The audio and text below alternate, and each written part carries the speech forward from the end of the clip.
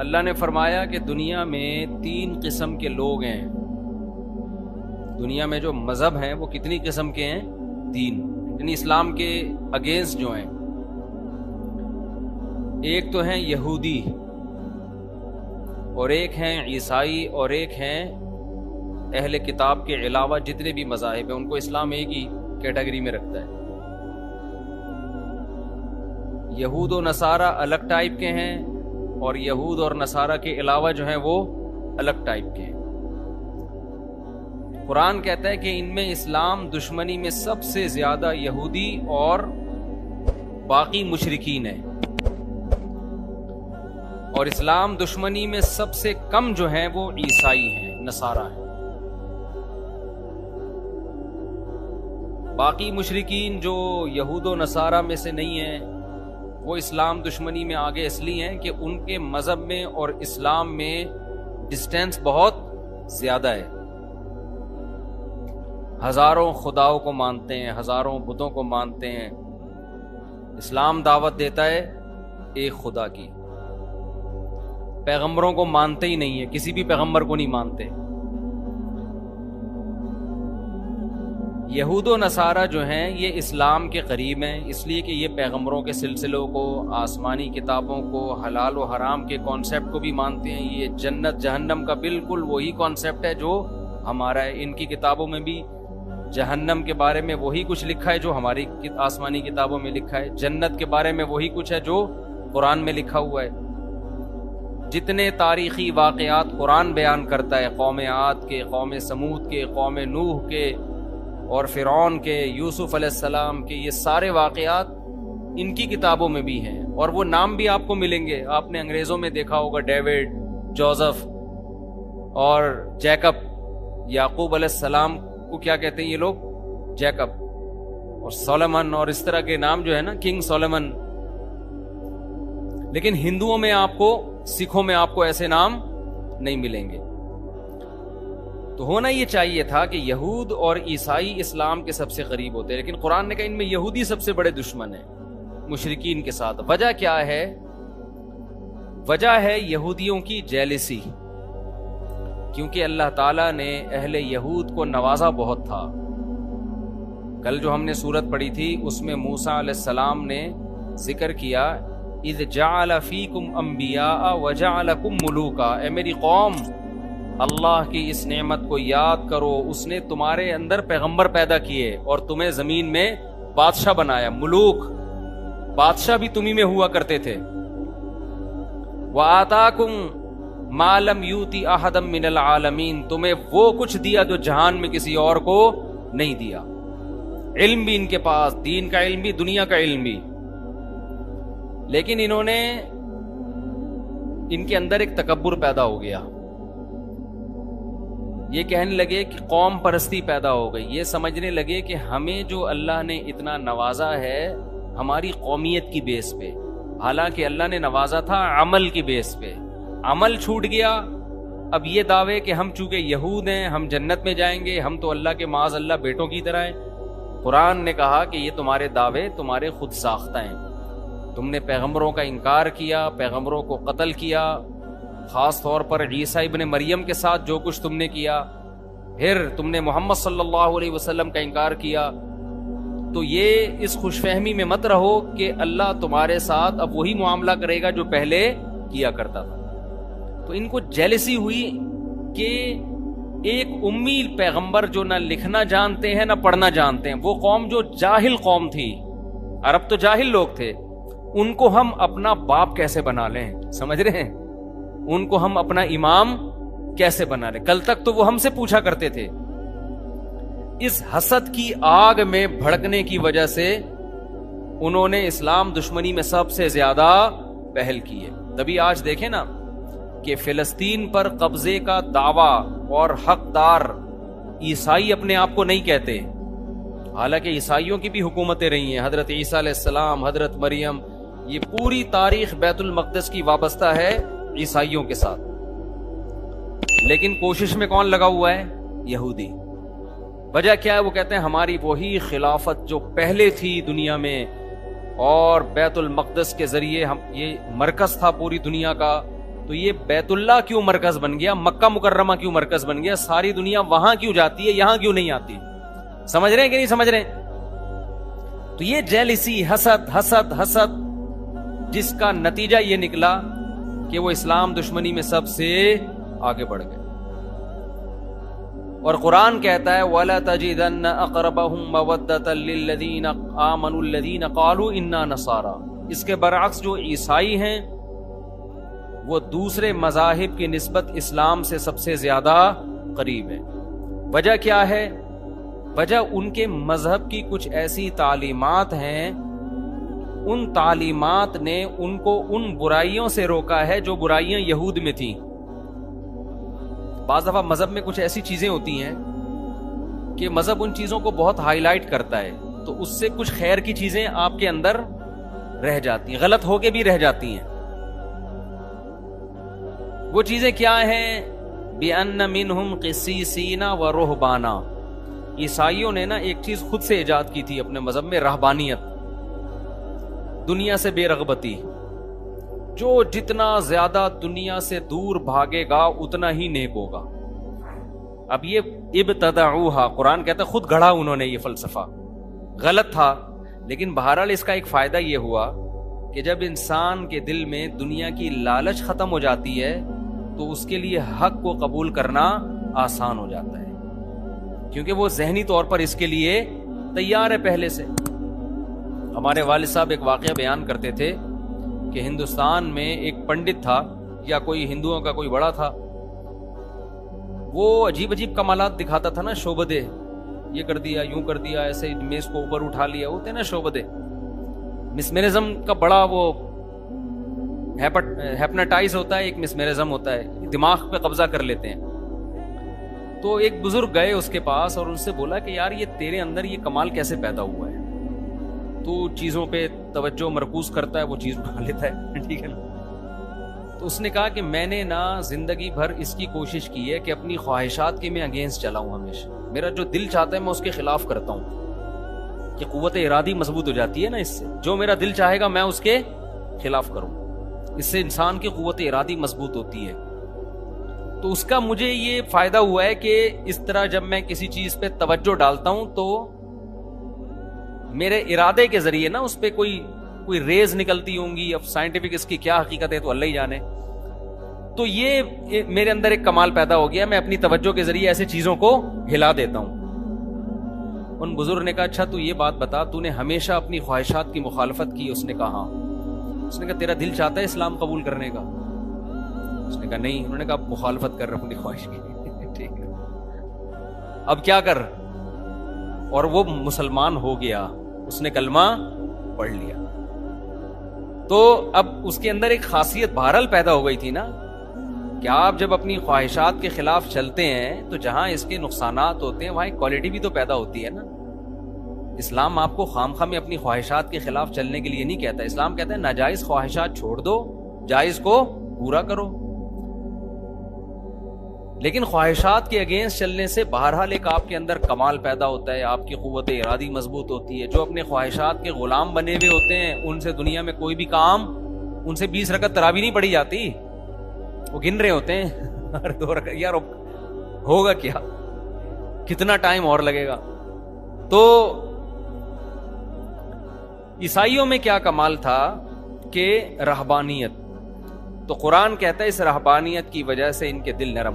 عیسائیوں کی بھی اسلام سے بڑی بڑی دشمنیاں ہوئی ہیں, بڑی بڑی لڑائیاں ہوئی ہیں, لیکن ایک من حیث القوم, قومی سطح پہ قرآن بیان کر رہا ہے کہ دوسری قوموں کے نسبت یہ مذہب اسلام کے زیادہ قریب ہے. ایک وجہ تو یہ. دوسری وجہ یہ بھی قریب ہونے کی کہ عیسائی حضرت عیسیٰ سے پہلے کے تمام پیغمبروں پر ایمان رکھتے ہیں, صرف ایک نبی کا انکار کرتے ہیں, محمد صلی اللہ علیہ وسلم. اور یہودی حضرت عیسیٰ کے بھی منکر اور نبی کے بھی منکر, تو ان کا جرم عیسائیوں سے زیادہ ہے. تو اس لیے بھی وہ حق کے زیادہ قریب ہیں عیسائی جو.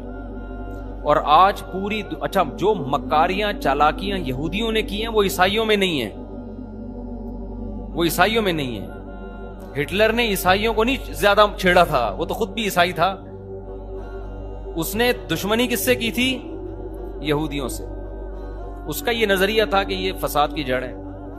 پھر کہتے ہیں اس نے کچھ یہودی چھوڑ دیے، اس لیے چھوڑ دیے کہ دوبارہ یہ فساد کریں گے تو لوگ پھر مجھے کہیں گے اس نے صحیح کیا تھا. یہ اس کی رائے تھی، میں نہیں کہہ رہا یہ، ٹھیک ہے نا، میں نہیں کہہ رہا یہ، وہ جانے، آپ جانے، ہٹلر جانے.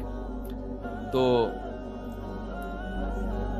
عیسائی، اچھا سارے یہودی بھی ایک جیسے نہیں ہوتے، یہ خوب سمجھ لیں. ہم نے بعض یہودی دیکھے ہیں، سنے بھی ہیں ان کے بارے میں، وہ بھی اسلام کو بہت سے مقام پہ سپورٹ کرتے ہیں. سب کو ایک ہی لاٹھی سے کبھی بھی نہیں ہانکنا چاہیے. ہانگ کانگ میں وہاں کے مفتی اعظم سے میری ملاقات ہوئی، انہوں نے کہا کہ یہاں ہمیں یہودی سپورٹ کرتے ہیں، ہم یہودیوں کو سپورٹ کرتے ہیں، کیونکہ آسمانی مذاہب ہے نا، تو یہاں پر یہودی مسلمانوں کا ساتھ دیتے ہیں. واللہ عالم. تو ہر جگہ سب ایک جیسے نہیں ہوتے. تو آپ کو کوئی یہودی نظر آیا تو آپ نے فوراً قرآن کی آیت پڑھ کے اس کا سر ڈنڈے سے کوٹ دیا کہ اسلام، ضروری نہیں ہے کہ وہ بھی اسلام دشمن ہو. بلکہ آپ کو میں کمال کی بات بتاؤں کہ جب لندن کی یہ جو یو کے ہے، یونائٹڈ کنگڈم، اس کی اسمبلی میں یہودیوں نے یہ آواز اٹھائی تھی کہ ہمیں ایک الگ ریاست چاہیے اسرائیل کے نام پہ، تو اس کی سب سے پہلے مخالفت جس نے کی تھی وہ یہودی تھا. اور اس نے اس بیس پر مخالفت کی تھی کہ ہماری 1300 سال ہو گئے مسلمانوں سے اب تک کوئی جنگ نہیں ہوئی ہے. وہ جو نبی کے دور میں ہوئی تھی اس کے بعد سے جنگیں ہماری نہیں ہوئی ہیں، تو ہم خام میں مسلمان جیسی اتنی بڑی قوم سے کیوں پنگا لے بھائی، ہم بلا وجہ ایک نیا شوچا چھوڑ دیں. ہم اب تک ہماری مسلمانوں سے کوئی جنگ نہیں ہوئی ہے. اور حقیقت ہے خلافت عثمانیہ نے یہودیوں کو سپورٹ کیا تھا، بچایا تھا بہت سے. ترکی آپ جائیں نا، ہسٹری پڑھیں تو آپ کو پتا چلے گا بہت سے یہودیوں کی پناہ گاہ تھی یہ ترکی. مسلمان ان کو پناہ دیتے تھے ان کی جانوں کی حفاظت کی، کیونکہ یہ ان سے کوئی پنگا پھڈا چل نہیں رہا تھا مسلمانوں کا. لیکن بہرحال احادیث میں ہے کہ آخری جو مسلمانوں کی سب سے بڑی جنگ ہوگی وہ کس سے ہوگی؟ یہودیوں سے ہوگی. تو وہ پیشگوئی نبی کی پوری ہونی تھی، تو وہ اسرائیل کے نام پہ ایک شوشہ چھوڑ دیا. پھر جو فلسطینیوں پہ ظلم ہوا وغیرہ وغیرہ جو کچھ ہو رہا ہے. تو میں یہ عرض کر رہا تھا کہ عیسائیوں میں دوسری کوالٹی کیا ہے کہ یہ تمام پیغمبروں پر ایمان رکھتے ہیں. ان میں وہ چالاکیاں نہیں تھی جو کس میں تھی؟ یہود میں. یہی وجہ ہے کہ دنیا میں جو سب سے زیادہ مذہب قبول کرنے والی قوم ہے نا اسلام، وہ عیسائی ہیں. میں نے بھی اس کا مشاہدہ کیا، سب سے زیادہ عیسائی لوگ ہیں جو اسلام کو قبول کرتے ہیں. ان میں یہ ریشو دوسرے مذاہب کی نسبت سب سے زیادہ ہے. امریکہ میں تو آئے دن لوگ مسلمان ہو رہے ہیں، لندن میں بھی. ہمارے اتنی بڑی بڑی داڑیاں رکھتے ہیں وہ انگریز، بہت زیادہ ہے اس میں. آگے اللہ نے فرمایا وَإِذَا سَمِعُوا مَا أُنزِلَ إِلَى الرَّسُولِ تَرَىٰ أَعْيُنَهُمْ تَفِيضُ مِنَ الدَّمْعِ. یہ اہل کتاب جو عیسائی ہیں، جب ان پر اللہ کی آیات تلاوت کی جاتی ہیں تو اے مخاطب تو ان کو دیکھے گا ان کی آنکھیں بہنا شروع کر دیتی ہیں. وجہ کیا ہے کہ یہ تورات پڑھ پڑھ کے نا یہ اللہ کے کلام سے مانوس ہو چکے ہوتے ہیں. جنہوں نے آسمانی کتابیں پڑھی ہیں نا، تورات اور انجیل، انہیں اللہ کے کلام سے کچھ نہ کچھ مناسبت پیدا ہوتی ہے. تو عیسائیوں میں جو پادری ہیں، جو حق پرست ہیں، جب وہ کلام اللہ سنتے ہیں تو قرآن کہہ رہا ہے کہ ان کی آنکھیں بہنا شروع کر دیتی ہیں، اور ان کو یقین ہو جاتا ہے کہ یہ وہی کلام ہے، بالکل اسی طرز کا کلام ہے جو اللہ نے موسیٰ کلیم اللہ اور عیسیٰ روح اللہ پہ نازل کیا. ڈاکٹر حمید اللہ صدیقی کے نام سے ایک بہت بڑے اسکالر گزرے ہیں، خطبات بہاولپور جن کی مشہور کتاب ہے. صدیقی ہیں یا نہیں؟ ڈاکٹر حمید اللہ صدیقی، شاید میں نے خود لگا دیا. ڈاکٹر حمید اللہ بہت بڑے اسکالر، حیدرآباد دکن کے تھے وہ. ان کی بڑی ریسرچ تھی کتابوں پہ، نایاب نسخوں پہ. تو ان کی تورات انجیل پر بھی بڑی ریسرچ، قرآن پر تو تھی. وہ یہ کہا کرتے تھے کہ آپ تورات کا، یعنی جو موجودہ عہد قدیم اور عہد جدید ہے، اس کا اور قرآن کا مطالبہ کریں نا تو آپ کو ان کا انداز بیان سیم ملے گا. یہ خود اس کی علامت ہے کہ یہ ایک ہی ذات سے نکلے ہوئے کلام. یعنی اتنی تحریفات کے باوجود بھی جو آیتوں کا انداز ہے اور کلام کا جو طرز ہے وہ بالکل سیم ہے، وہ بالکل سیم ہے. یہی وجہ ہے کہ نجاشی کے سامنے، نجاشی عیسائی بادشاہ تھا، جب حضرت جعفر طیار رضی اللہ تعالی عنہ نے نجاشی بادشاہ کے سامنے سورہ مریم کی تلاوت کی ہے. سورہ مریم سے یاد آیا، لوگ اکثر مجھ سے پوچھتے ہیں آپ تلاوت اپلوڈ کریں. ہماری تلاوت یوٹیوب پہ تراویح کی اپلوڈ ہوئی بھی ہے. آپ لکھیں گے نا مفتی طارق مسعود ریسائٹنگ، آ جائے گی. وہ بار بار نہ کریں، کہیں ایک ہی بات, اپلوڈ ہوئی بھی ہے, سن لیں. سورہ قصص بھی ہے, سورہ مریم بھی ہے, تو جس نے سننی ہے, نہیں سننی تو وہ بڑے بڑے قاری ایک سے ایک پڑے ہوئے یوٹیوب پہ. تو بھائی تو حضرت جعفر طیار رضی اللہ تعالیٰ عنہ نے جب سورہ مریم کی تلاوت شروع کی ہے تو نجاشی اور اس کے گرد جتنے پادری بیٹھے ہوئے تھے سب کی داڑیاں رو رو کے تر ہو گئی تھی. تو نجاشی نے اس موقع پہ کیا کہا تھا کہ اللہ کی قسم یہ وہی اسی جیسا کلام ہے جو اللہ نے عیسیٰ ابن مریم پہ نازل کیا. اسی کا قرآن تذکرہ کر رہا ہے, وَإِذَا سَمِعُوا مَا أُنزِلَ إِلَى الرَّسُولِ تَرَىٰ أَعْيُنَهُمْ تَفِيضُ مِنَ الدَّمْعِ. جب یہ رسول پہ جو کلام نازل ہوا یہ سنتے ہیں, اے مخاطب تو دیکھے گا ان کی آنکھیں آنسوؤں سے بہنا شروع کر دی. یہ بھی بلاغت ہے قرآن کی. یہ نہیں کہا کہ آنکھوں سے آنسو بہیں گے, آنسوؤں میں آنکھیں بہنا شروع کر دیں گی. یہ بلاغت ہے. اتنا روتے ہیں, اتنا روتے ہیں جیسے آنکھیں بہتی چلی جا رہی ہیں. تو بہت ایسے واقعات ہیں قرآن پڑھ کے رونے کے. غیر مسلموں نے سنا, حضرت عمر نے سنا, کیسا دل پگھل گیا ان کا.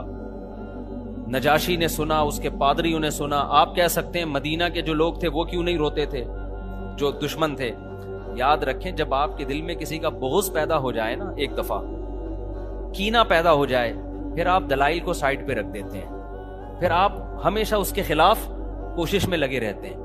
آج جو مسلکی اختلافات ہیں نا, 8 رکعت تراویح, 20 رکعت تراویح, رفع الیدین, ٹانگیں چوڑی ٹانگیں پتلی, ان کا بھی مسئلہ سارا یہی ہے. نام ہم سب قرآن و حدیث کا لگاتے ہیں, لیکن سب کا مطلب اپنی ٹھڑک پوری کرنا ہوتا ہے کہ اپنے مسلک کی ٹانگ کو اونچا رکھو, دوسرے مسلک کو, ورنہ پتا ہوتا ہے کہ یار دلیل ادھر بھی ہے اور ادھر بھی ہے, لیکن اپنی والی دلیل کو دلیل کہنا ہے, دوسرے والی کو کہنا ہے 100% غلط. یہ ٹھڑک چل رہی ہے آج کل مارکیٹ میں. لیبل کیا لگایا جا رہا ہے, قرآن و حدیث کا, سمجھ رہے ہو نا, لیبل قرآن و حدیث کا. کیونکہ ہمیں تو صبح و شام تجربہ ہوتا ہے. جب آپ دلائل دینا شروع کرتے ہو تو نہیں یہ ضعیف ہے, یہ یوں ہے تو یہ یوں ہے, خام خواہ کے فتوے ٹھوکنا شروع. اور کمال کی بات یہ کام وہ لوگ زیادہ کر رہے ہوتے ہیں جو خود کو مسلک پرست نہیں کہتے. وہ لوگ یہ زیادہ کر رہے ہوتے ہیں جو کہتے ہیں ہمارا کوئی مسلک نہیں ہے. اس سے پتا چلتا ہے آپ کا تو ایسا مسلک ہے کہ آپ اس کے علاوہ سب کو جہنمی سمجھتے ہو. ایک چھوٹی سی بات کر کے آگے چلتا ہوں. آپ نے بہت سے لوگ دیکھے ہوں گے جو کہتے ہیں ہم شخصیت پرست نہیں ہیں, ہم کسی شخصیت کو نہیں مانتے. 99.9% میں نے ایسے لوگوں کو ایسا شخصیت پرست دیکھا ہے کہ آپ کسی صحابی کو برا بلا کہہ دو, ان کو غصہ نہیں آئے گا. ان کے باپ کو آپ ذرا سا برا بلا کہہ کے دیکھو, ان کے منہ سے جھاگ نکلنا شروع ہو جاتا ہے غصے میں. ٹھیک ہے نا. یہ کہتے ہیں کہ حضرت معاویہ پہ بھی اعتراض ہو سکتا ہے, حضرت ابو سفیان پہ بھی ہو سکتا ہے, بڑے بڑے صحابہ حضرت عثمان پہ بھی ہو سکتا ہے, لیکن ہمارے باپ پہ اعتراض نہیں ہو سکتا. سمجھ رہے ہیں. ہمارے باپ کے بارے میں اگر کسی نے بتا دیا نا, روحانی باپ بتا دیا نا کسی نے کہ یہ محترم نے غلطی کی ہے اور یہ 100% غلطی ہے, تو یہ ایسا جھاگ ان کے منہ سے نکلتا ہے نا غصے میں. ان کے کمنٹ سے پتا چلتا ہے کہ یہ لوگ حضرت معاویہ پہ طنز برداشت کر لیں گے, یہ حضرت ابو سفیان پہ, حضرت عثمان پہ, بڑے بڑے صحابہ پہ, لیکن جب ان کے کسی پیر و مرشد کو آپ ذرا چھیڑ کے تو دیکھیں تو ان کے منہ سے کیا جھاگ نکلتا ہے اور کیا غضبناک ہوتے ہیں. ان کے خلاف یہ ایک حرف سننا پسند نہیں کرتے. ہمارے حضرت نے ایک دور میں کتاب لکھی, ایک مشہور شخصیت, انہوں نے صحابہ پہ بڑے اعتراضات کیے تھے. تو اور ان کا جب ان پہ لوگوں نے اعتراضات کیے کہ آپ صحابی رسول پہ اعتراض کر رہے ہیں, تو انہوں نے کہا تنقید سے بالا ذات صرف پیغمبر کی ہے, پیغمبر کے علاوہ ہر ایک پر تنقید ہو سکتی ہے. یہ اصول پیش کیا. تو ہمارے حضرت نے ان کی کتابوں سے ان پہ تنقیدیں شروع کر دی نا, تو ان کے ماتحتوں کو اتنا غصہ آیا, اتنی وہ چھاڑ, اور یہ ایسے ہیں تو یہ یوں ہیں تو یہ یوں ہیں. انہوں نے فرمایا کہ تم عجیب لوگ ہو, صحابہ کو تو تم تنقید سے بالا تر نہیں سمجھتے, لیکن جب تمہارے پیر و مرشد, تمہارے امیر پر تنقید کی جاتی ہے تو بجائے ٹھنڈے دل آرام سے سن کے تمیز سے اس کا جواب دو. ایسا نہیں کرتے, ایک دم جھاگ اگلنا شروع. یہ آج کل مارکیٹ میں چل رہا ہے. جماعت المسلمین والے ایک ریٹائر ہو کے یہاں پر آ گئے نا, جماعت المسلمین میں بہت گھومے تھے وہ, پھر انہوں نے چھوڑ دیا جماعت المسلمین کو. میں نے کہا کیوں چھوڑا؟ کہہ رہے ہیں یار یہ ہر وقت امام ابو حنیفہ کے خلاف بولتے ہیں کہ اندھی تقلید اندھی تقلید, لیکن کہتے ہیں آپ لوگ امام ابو حنیفہ کی ایسی تقلید نہیں کرتے جیسے یہ جماعت کے امیر کی تقلید کرتے ہیں جماعت المسلمین. کہہ رہے ہیں یہ صرف ہوائی باتیں ہوتی ہیں, یہ آپ لوگوں سے بڑے مقلد ہیں. یہ لوگ لیبل لگاتے ہیں کیونکہ ان کے خلاف جب کوئی حدیث پیش کی جائے نا, دلیل پیش کی جائے, تو یہ نہیں سنتے. تو یہ آج کل مارکیٹ میں چل رہا ہے. اس لیے میں آپ کو ایک بات بتا رہا ہوں, یہ تجربوں کے بعد ہے, کہ چاروں اماموں کو فالو کرو آپ, کیونکہ پوری امت نے ان کو فالو کیا. ان کی ریسرچ, ان کی تحقیق 1200-1300 سال سے پوری دنیا میں فالو کی گئی ہے. یہ 2-4 لوگوں کی انڈیا, پاکستان, بنگلہ دیش کی بات نہیں ہے. پوری دنیا میں جب سے یہ فقہ مرتب ہوئے ہیں, انہی چاروں کو فالو کیا جا رہا ہے. ان سے اگر ہٹو گے تو قرآن و حدیث کے نام پہ ایسے بے لگام ہوگے نا, آپ اس کو قرآن و حدیث سمجھ رہے ہوگے, لیکن وہ آپ کی خواہشات ہوں گی یا آپ کا اپنا ٹیکنیکل فالٹ ہوگا جو حدیث سمجھنے میں آپ نے غلطی کی ہوگی. امت ایسے ہی اتنی بڑی چیز پہ جمع تھوڑی ہو گئی ہے. اگر ہم شخصیت پرست ہوتے تو ہم آپ کو صرف امام ابو حنیفہ کی دعوت دے رہے ہوتے. ہم تو کہتے ہیں بڑے بڑے فقہاء ہیں جن کا نصاب مرتب ہو چکا ہے, جن کی کتابیں مرتب ہو چکی ہیں, صدیوں سے یہ دنیا میں نافذ ہیں, انہی میں سے کسی ایک کو فالو کر لو بس. اگر ہٹو گے نا, آج کے اسکالرز کے پیچھے جاؤ گے تو تمہیں اللہ کے راستے سے ہٹا دیں گے. لیبل بہت اچھے اچھے لگے ہوئے ہوں گے, اور تم ان کو قرآن و حدیث اس لیے سمجھو گے کہ تمہارے پاس خود قرآن و حدیث کا علم نہیں ہے, اس لیے کم علمی کی وجہ سے آپ سمجھ رہے ہوگے یہ دلیل سے بات کر رہا ہے. سمجھتے ہوگے نہیں سمجھتے. خیر, تو اللہ نے کیا فرمایا, اذا سمعوا ما انزل الى الرسول. قرآن سن کے رونا جو ہے نا, یہ ہمیشہ سے اہل اسلام کی بھی عادت رہی ہے, جو غیر مسلم سنا کرتے تھے ان کی بھی. میں جب ملیشیا میں تھا تو ہم کہیں گھومنے پھرنے کے لیے نکلے, تو ساحل سمندر پہ میں نے 2 عیسائی دیکھے, کوئی بیٹھا ہوا دم کر رہا ہے ان کے اوپر نا. میں گیا انٹرویو لینے کے لیے ان سے, میں نے پوچھا کیا ہے, کیا کر رہے ہیں. انہوں نے کہا یہ سورہ رحمان پڑھ کے ہم پہ دم کر رہے ہیں, کوئی مولوی صاحب. میں نے کہا آپ کا مذہب کیا ہے؟ انہوں نے کہا ہم عیسائی ہیں. تو میں نے کہا آپ تو عیسائی ہیں تو سورہ رحمان کا دم کیوں کروا رہے ہیں؟ انہوں نے کہا ہم جب قرآن کا دم اپنے اوپر کرواتے ہیں نا کسی بھی مولوی صاحب سے یا کہیں سے بھی, قرآن کی آیتیں, تو ہمیں سکون ملتا ہے اس سے. تو یہ قرآن کے مزاج میں یہ چیز داخل ہے, قرآن کی روح میں یہ چیز داخل ہے کہ اس کی تلاوت انسان کے دلوں کو سکون دیتی ہے. آج تو لوگ سمجھتے نہیں ہیں نا کیا پڑھا جا رہا ہے, اس لیے اثر ہی نہیں ہوتا.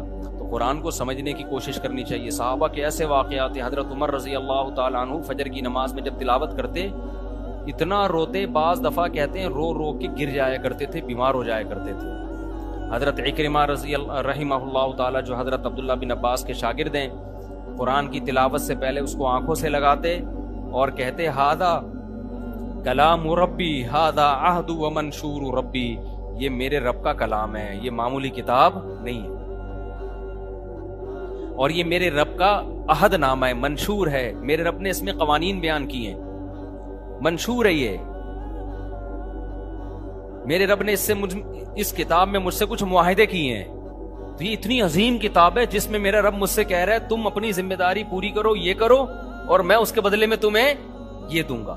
تو اتنی عظیم کتاب ہے, پھر اس کو آنکھوں سے لگاتے, اس کا بوسہ لیتے اور پھر رونا شروع کر دیا کرتے تھے. تو ہمارے اسلاف نے اس کی بڑی قدر کی ہے. آج ہمارے گھروں سے قرآن نکل گیا, بچوں کو سکھانا بھی چھوڑ دیا ہے. سیکھ جاتے ہیں مدرسوں میں, کہیں اسکولوں میں, تو پڑھتا تلاوت ہی نہیں کرتے, پورے سال قرآن بند رہتا ہے. بادشاہ جب فرعون آیا ہے تو اس کے دور میں پھر سختی ہو, کیونکہ قوم پرستی پھیل رہی تھی کہ یہ باہر کے آئے ہوئے لوگ ہیں, یہ ہمارے نہیں ہیں, یہ کہاں سے آئے ہیں, یہ باہر کے. رنگ میں فرق ہوتا ہے نا, زبانوں میں تھوڑا فرق ہوتا ہے, مذہب میں بہت بڑا فرق تھا. تو یہ وہ قوم پرستی تھی جس نے فرعون کو بالآخر تباہ و برباد کر دیا. اس لیے یہ لوگوں کی کھال پہ مت جایا کرو, کالا گورا, یہ باہر سے آ کے ہمارے ملک میں آباد ہوا. بھائی سب انسان کیا ہیں, برابر ہیں. اب افریقہ میں مسلمان بہت تھوڑے ہیں جو گورے مسلمان ہیں, کالے مسلمان تو ہیں بہت, گورے مسلمان جو انڈیا سے گجراتی گئے ہوئے بہت تھوڑے ہیں, اور بلیک زیادہ ہیں. اب وہ گجراتی مسلمان ان جو بلیک لوگ ہیں ان کے ساتھ بہت احسان کرتے ہیں, بہت ان کو زکوٰۃ, جو مسلمان ہیں ان کو زکوٰۃ بھی, اور غیر مسلموں کو صدقے خیرات بھی.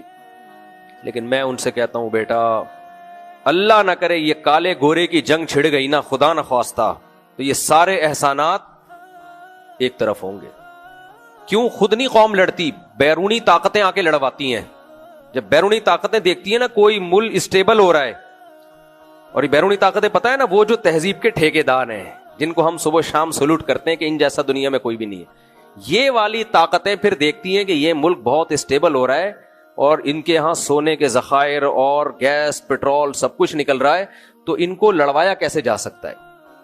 تو جہاں وہ دیکھتے ہیں کہ یہ دیوبندی بریلوی کے سے لڑ سکتے ہیں تو دیوبندی بریلوی سے لڑائیں گے، جہاں وہ سمجھتے ہیں کہ تراویح پہ ان کو لڑواؤ تراویح پہ لڑوائیں گے، جہاں وہ یہ سمجھتے ہیں کہ مذہب کے نام پہ شیعہ سنی پہ لڑاؤ شیعہ سنی پہ لڑائیں گے، جہاں وہ سمجھتے ہیں کہ اسکن ان کی بہت فرق ہے، یہ بالکل یہ اندھیرے میں نظر ہی نہیں آتے اور یہ روشنی میں نظر نہیں آتے، تو اسی بیس پہ لڑواؤ، تو لڑاؤ اور حکومت کرو کی پالیسی پر عمل کرتے ہیں۔ تو میں نے وہاں بھی بہت ہر بیان میں وہاں مسلمانوں کو کہا کہ بھائی حکومتی اداروں میں بھی لیگل طریقے سے جاؤ، لیکن ایسے دیسی مسلمان ہیں نا، اللہ کی پناہ ہے، مدرسہ مسجد ٹھیک ہے، مدرسہ مسجد بھی بھائی کچھ فیوچر کی پلاننگ تو کرو، تو یہ ہوتا ہے نقصان جب فیوچر کی پلاننگ نہیں ہوتی۔ تو کیا ہوا بھائی، اللہ تعالیٰ فرماتے ہیں، اب بس میں ترجمے کی طرف چلتا ہوں، یذبح ابناہم، ایسے ظلم کرنا شروع کر دیے نا کہ یہ باہر کے آئے ہوئے لوگ ہیں، یہ مذہب بھی ان کا الگ ہے، ہم بت پرست ہیں، یہ مسلم ہیں، تو ان کو غلام بنا دیا۔ اور یذبح ابناءہم، نسل بہت تیزی سے بڑھ رہی تھی بنی اسرائیل کی، ہمیشہ جو نیک لوگ ہوتے ہیں نا اللہ ان کی نسل میں برکت دیتا ہے، تو ان کو خطرہ کہ یہ تو نسل بھی بڑھ رہی ہے، حالانکہ بنی اسرائیل سے تمہیں کیا خطرہ ہے بھائی، یہ تمہیں کچھ کہہ تھوڑی رہے ہیں، یہ تو تمہارے ملک کے خیر خواہ ہیں، لیکن وہی اس کے دماغ میں گھس گیا، کچھ نہ کچھ کوئی جرثومہ گھس گیا اس کے دماغ میں، ظلم کرنا شروع کر دیا، بھائی نسل ختم کرو ان کی۔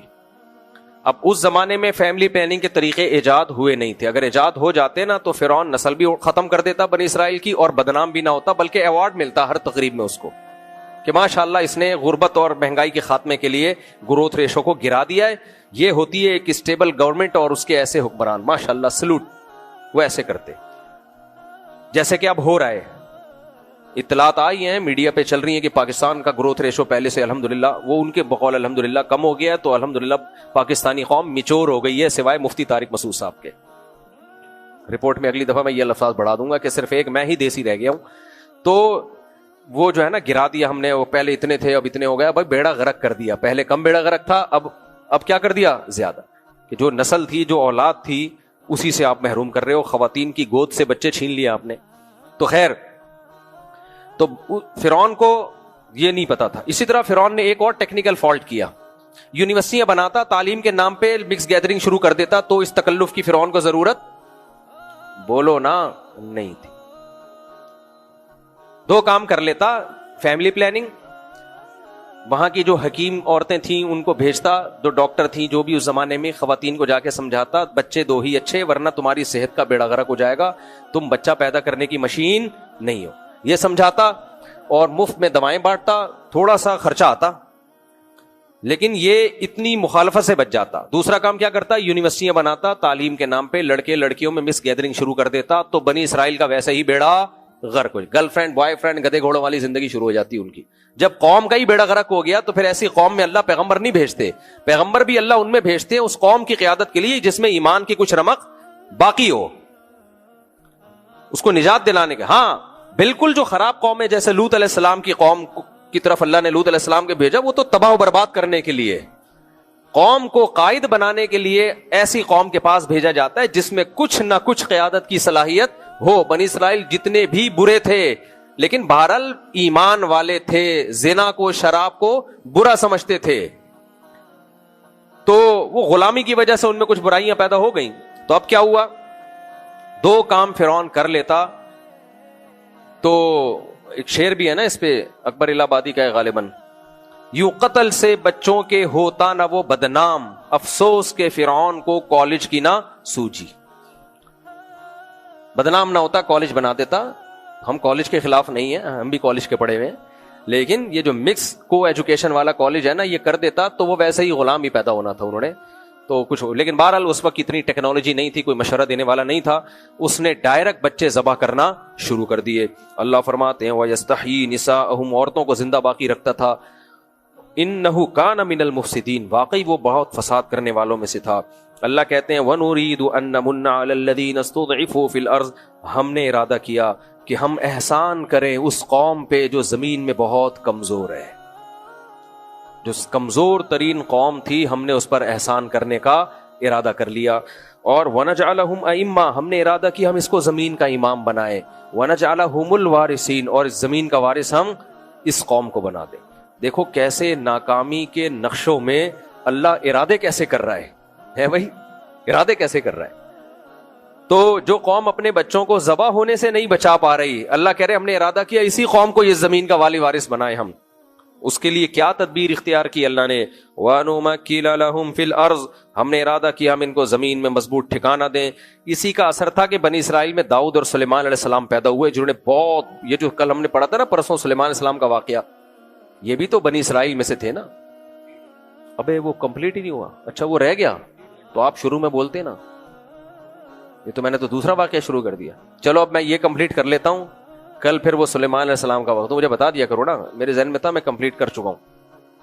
تو جو سلیمان علیہ السلام ملکہ سبا کو خط لکھ رہے ہیں نا، یہ انہی بنی اسرائیل کی نسل میں ہے.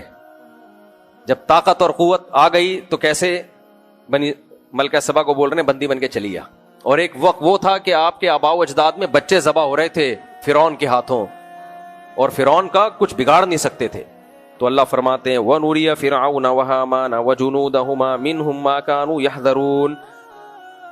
حامان جو فرعون کا وزیر تھا، ہم نے ارادہ کیا فرعون اور حامان اور ان کے لشکروں کو وہ کچھ دکھا دیں جس سے یہ ڈر رہے تھے، کیونکہ ان کو یہ تھا، کہتے ہیں کہ فرعون کو خواب آیا تھا. نجومی نے کچھ نہیں بتایا تھا، نجومی کچھ کسی کا باپ بھی نہیں بتا سکتا نجومی.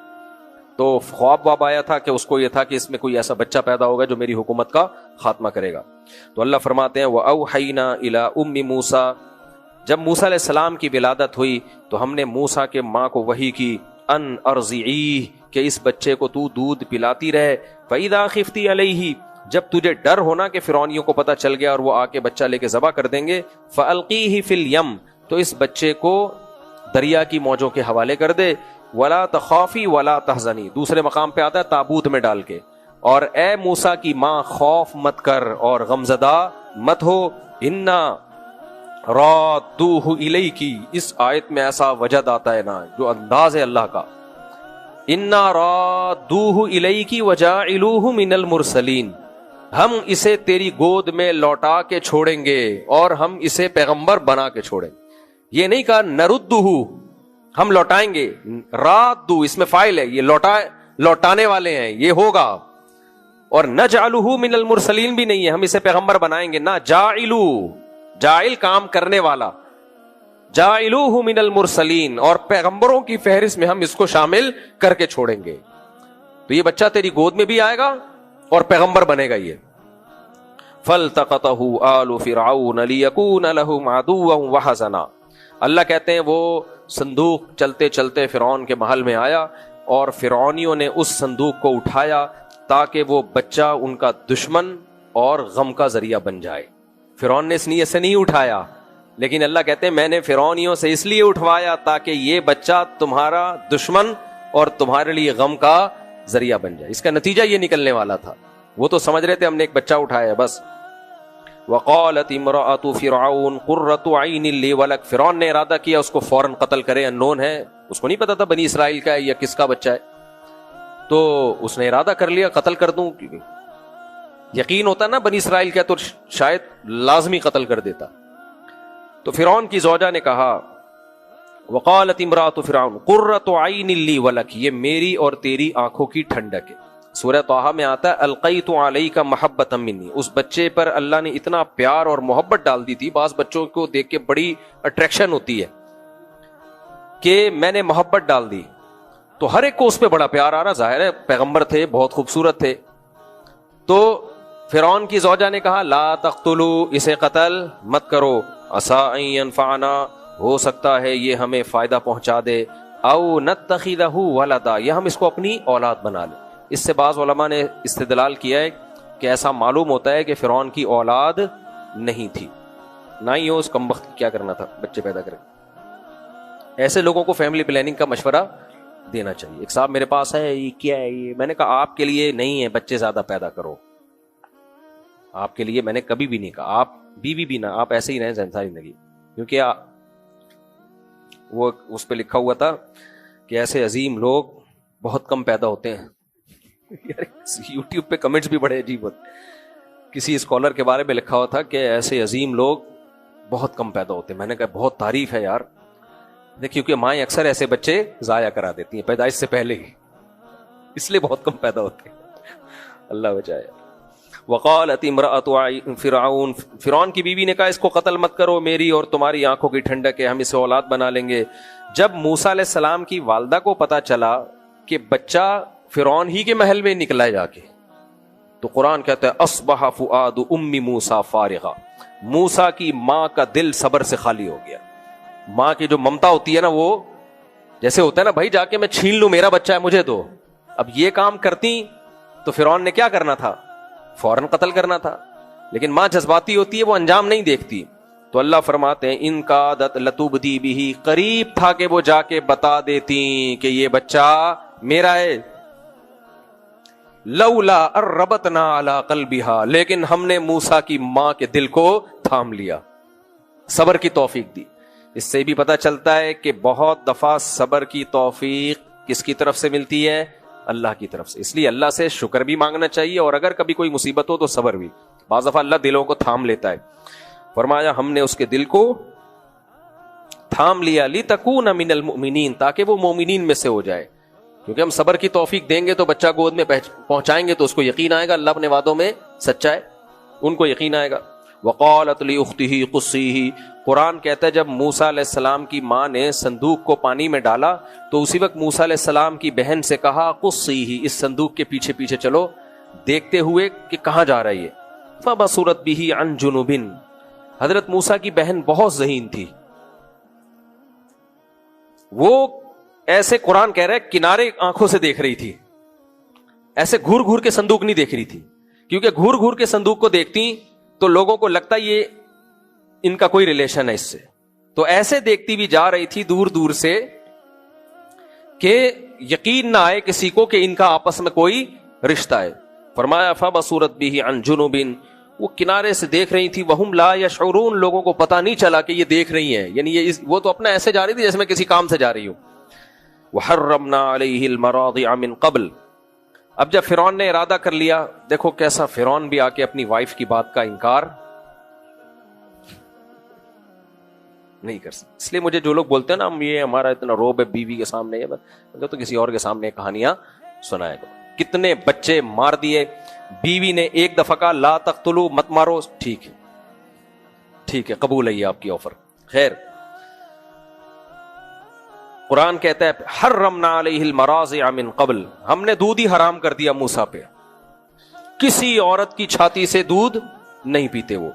فقالت هل ادلکم، اب ظاہر کراؤڈ جمع ہو گیا، خبر پھیل جاتی ہے نا بھائی محل میں ایک بچہ آیا ہے بڑا خوبصورت ہے، کسی کا دودھ نہیں پی رہا، تو حضرت موسیٰ کی بہن بھی کسی بہانے سے اندر چلی گئی تو مشورہ دینے لگی هل ادلکم علی اہل بیت یکفلونہ لکم۔ میں وہ منظر سوچتا ہوں کیسی موسیٰ علیہ السلام کی بہن چھوٹی بچی حیادار ہوگی، اور کتنی اللہ نے اس کو، اور کتنی خوش قسمت، اس کے خواب میں بھی یہ اس کو نہیں کبھی سوچا ہوگا اس نے کہ میں یہ جو کچھ کر رہی ہوں آخری ایک کلام اللہ کا نازل ہوگا جس میں میرا تذکرہ ہوگا، میرا بھی ذکر ہوگا اس میں۔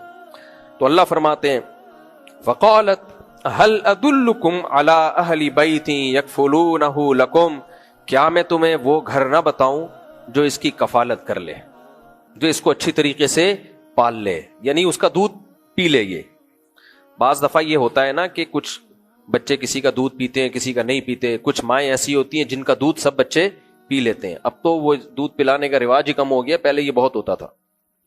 تو فرددناہ الی امہ کی تقر عینہا، قرآن کہتا ہے اس طرح سے ہم نے موسیٰ کو اس کی ماں کی گود میں پہنچا دیا، کی تقر عینہا، تاکہ موسیٰ کی ماں کی آنکھیں ٹھنڈی ہو جائیں۔ اس سے ہمیں یہ بھی پتہ چلتا ہے کہ عورت کی آنکھیں سب سے زیادہ ٹھنڈی اپنی گود میں بچہ اپنا بچے سے ہوتی ہیں، اور ہم نے عورت کی گود سے بچہ چھین لیا۔ آپ کہہ سکتے ہو ہم نے یہ تھوڑی کہا بچے پیدا نہ کریں، ہم نے کہا 2 پیدا کرے۔ بھائی جب وہ 2 ہے نا تھوڑے دنوں میں وہ گود کے قابل نہیں رہیں گے، بڑے ہو جائیں گے۔ گود میں غفار بھائی کو دیکھ کے اس کی ماں کی آنکھیں اتنی ٹھنڈی نہیں ہوں گی، وہ تو پورا آدمی بن گیا ہے۔ گود کا بچہ ماں کی آنکھوں کو ٹھنڈا کرتا ہے۔ جمشید، سمجھ میں آ رہی ہے بات؟ جمشید کو دیکھ کے نہیں ہوگا، وہ تو بڑا ہو گیا۔ عورت کی نیچر ہے اسے گود میں بچہ چاہیے، گود میں چاہیے بچہ، وہ اس پہ جو اس کی خوشیاں ہوتی ہیں نا وہ اس کا کوئی آلٹرنیٹ نہیں ہے۔ تو ایک بڑا ہو گیا تو اب چاہیے اسے گود میں، یہ اس کی فطرت ہے. تو قرآن کہہ رہا ہے کئی تقر عینھا، موسیٰ کی ماں اپنے بچے کو گود میں رکھے تاکہ اس کی آنکھیں ٹھنڈی ہو جائیں. ولا تحزن، اور اسے غم نہ ہو. ولتعلم، اور اسے یقین آ جائے. ان وعد اللہ حق، کہ اللہ کا وعدہ سچا ہے.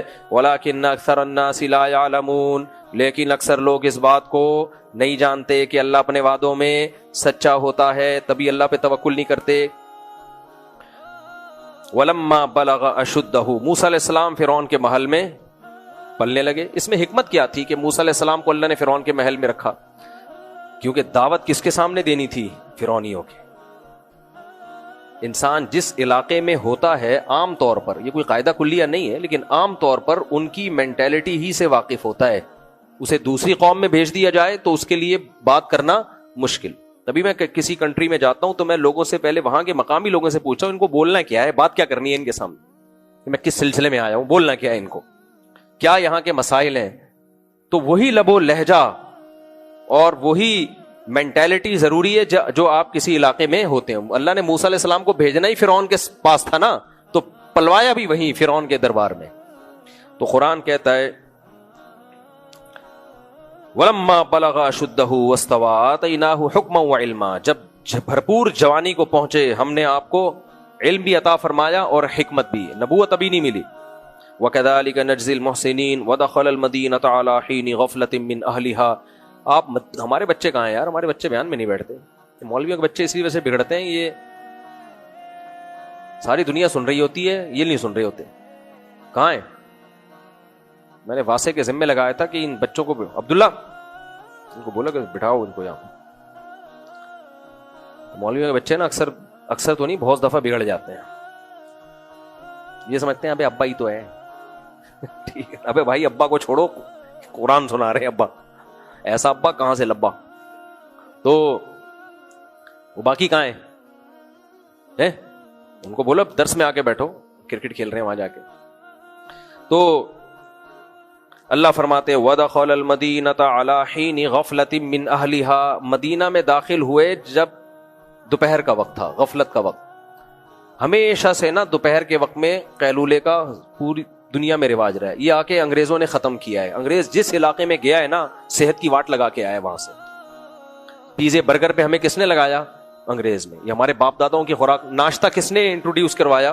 انگریز نے. ہم 2 وقت کھایا کرتے تھے. چائے پاپے کس نے ایجاد کی ہیں؟ انگریز نے. کافی، سگریٹ، سب کچھ انہی کا ہے. وہ کہتے ہیں کافی کسی مسلمان کی ایجاد تھی، اگر تھی بھی تھی اس نے پھیلائی نہیں تھی سوسائٹی میں، ایجاد کر کے انگریزوں کو ایک پڑیا پکڑا دی تھی اس نے کہ تم پیا کرو اس. تو یہ ساری اوٹ پٹانگ چیزیں، برگر، پیزے اور جو ہم کھا رہے ہیں، یہ سب چیزوں پہ ہمیں کس نے لگایا؟ گوروں نے لگایا. ہماری جو خوراکیں تھی بڑی صحیح ہوا کرتی تھی. خیر، تو قیلولہ ہی ختم کرا دیا جو صحت کے لیے انتہائی ضروری. تو اللہ فرماتے ہیں غفلت کے گئے. فوجد فیہا رجلان یقتتلان، وہاں جا کے 2 بندوں کو دیکھا کہ آپس میں جھگڑا ہو رہا ہے. لوگ پبلک سو رہی ہے، یہ دونوں باہر نکل کے جھگڑ رہے ہیں.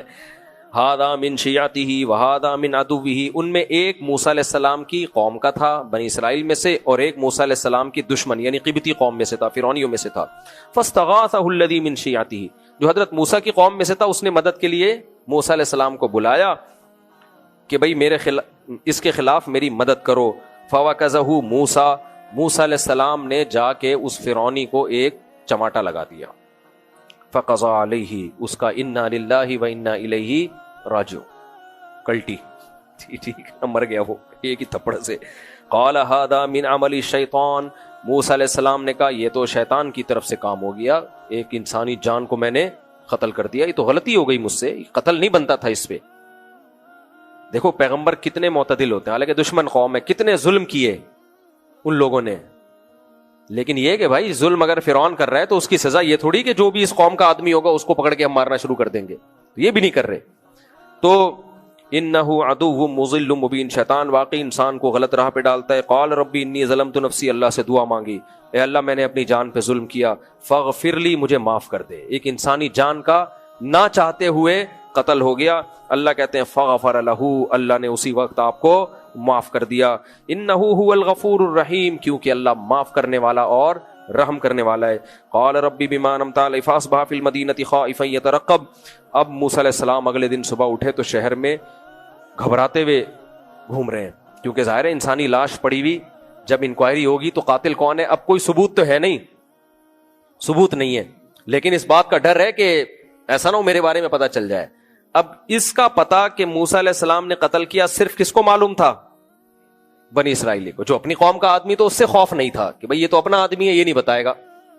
آپ کہہ سکتے ہیں بھئی یہ ناحق ایک قتل ہو گیا تو بتائیں, اپنے آپ کو گورنمنٹ کے سامنے پیش کریں تاکہ جو بھی اس زمانے میں لا ہو اس پر عمل کیا جائے. وہ اس لیے نہیں کیا کہ اصولی طور پر اس میں قصاص نہیں بنتا, کیونکہ غلطی سے قتل ہوا ہے, قصاص نہیں بنتا اس میں. اور فرعون کیا کرے گا؟ ناحق موسیٰ علیہ السلام کو قتل کر دے گا. تو ایسے موقع پہ جب آپ کو پتا ہے میری جتنی سزا ہے اتنی نہیں ملے گی, اس سے زیادہ ملے گی, تو پھر اپنے جرم کو چھپانا جائز ہے. میرے پاس ایک آیا بہت پرانا واقعہ ہے نا, پولیس والے انکوائری کے لیے آ جائیں, بہت پرانا واقعہ ہے.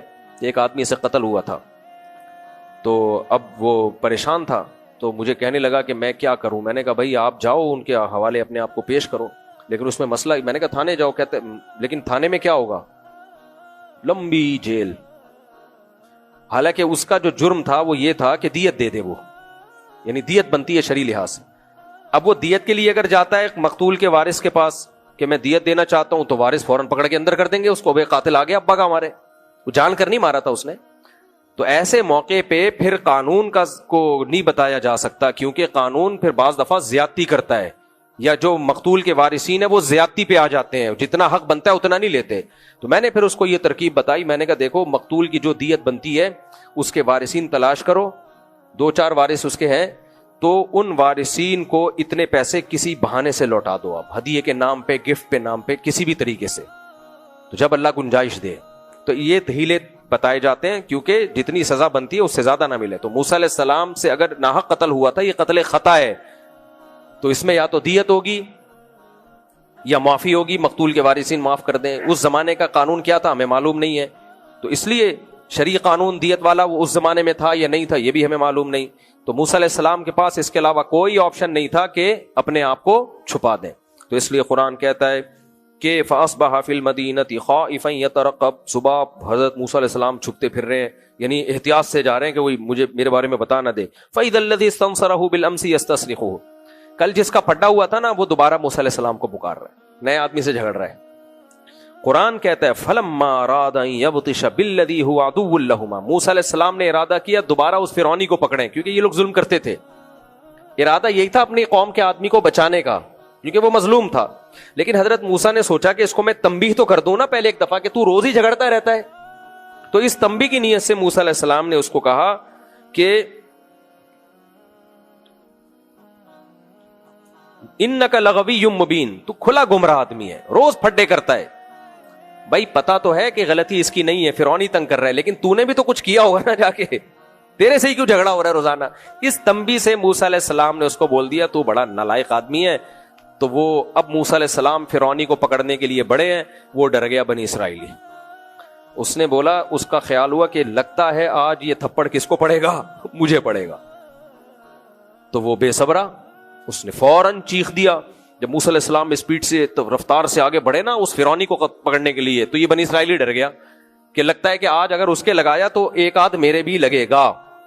تو فوراً ڈر گیا, کہنے لگا یا موسیٰ اترید ان تقتلنی کما قتلت نفسا بالامس. اے موسیٰ تو مجھے قتل کرنا چاہتا ہے جیسے تو نے کل ایک بندہ قتل کیا. وہ بات کیا ہو گئی, لیک آؤٹ. اس سے دیکھو یہ کام تو اس سے کس نے کروایا, شیطان نے. بے صبر آدمی, موسیٰ علیہ السلام کے راز کو تو کم بخت فاش کر رہا ہے. اپنے قوم کے آدمی کو جو تیری مدد کر رہے تھے تو سائڈ پہ لے جا کے کچھ بات کر لیتا.